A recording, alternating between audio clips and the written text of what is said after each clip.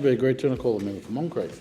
Thank you, Deputy Speaker. As I outlined in the other chamber last week, Australians are sick and tired of the ALP using our most vulnerable citizens to score political points. It's both inappropriate and disappointing. It's one of the reasons why Australians chose a Liberal National Government to rely on and not those opposite. There's no doubt that all Australians want their loved ones looked after and well cared for, and for conditions to improve. The Royal Commission said that just as striking as the shocking findings was the love, the dedication and determination of people who are or have been a parent, relative, friend, carer or advocate. We've been left with a great sense of great pride in the way most ordinary Australians care for their loved ones and overwhelmed by their devotion and their commitment. This is about people, Mr Deputy Speaker, the great people who built our country, our parents and our grandparents, our most vulnerable and most frail citizens. It's about them, not politics. People before politics is what we say on our side. I agree with the Commission's view, as it was my very personal and sometimes confronting experience when I visited 11 aged care facilities in Moncrieff since July. And I continue to do so, Mr Deputy Speaker. The staff that I met are dedicated carers. I met Yolanda at Opal Ashmore, Marg and Jodie from Opal Leamington, and a volunteer for 10 years, Linda. Karen at Lady Smallhaven, Donna at Estia Health and Alison at Hillview, all devoted carers. The families I met, including Jane Healy, whose parents Margaret and John Coker were unfortunately separated in the Earl Haven event.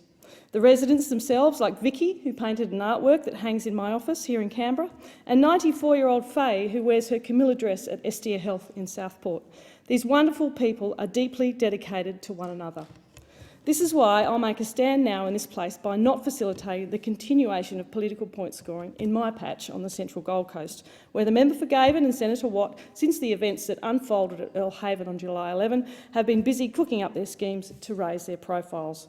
The good people of Moncrieff can see through it, as do I, Mr Deputy, as do I.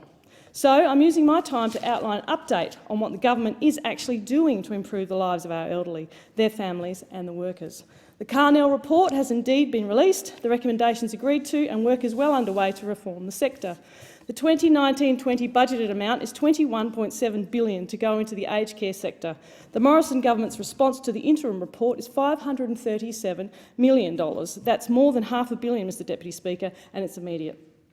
$496.3 million for an additional 10,000 home care packages, increasing from 60,308 in 2012-2013 under Labor to 150,412 in 2019-2020 under the Liberal National Government. That's an increase of 149%. $25.5 million to improve medication management programs to reduce the use of medication as a chemical restraint on aged care residents and at home, and new restrictions on the use of medication as a chemical restraint. $10 million for additional dementia training and support for aged care workers and providers, including to reduce the use of chemical restraint, and $4.7 million to help meet new targets to remove younger people with disabilities from residential aged care. In line with the long-term direction as identified by the Royal Commission, the government will also progress further measures, including the provision of simpler aged care assessments by creating a single assessment workforce and network, establishment of a single unified system for care of our elderly in the home, and I say to all those opposite to support the changes and the reforms the government is undertaking for the aged in our communities, including all of those in my electorate of Moncrieff. There are so many workers, there are friends, family, children who take care of their parents day in and day out. They volunteer, they look after one another and they absolutely adore one another. So I say to those opposites to support the reforms that the Morrison government is undertaking in the aged care sector, ask for their support, and we will improve the lives of so many Queenslanders and Australians across the nation. Mr Deputy Speaker, thank you.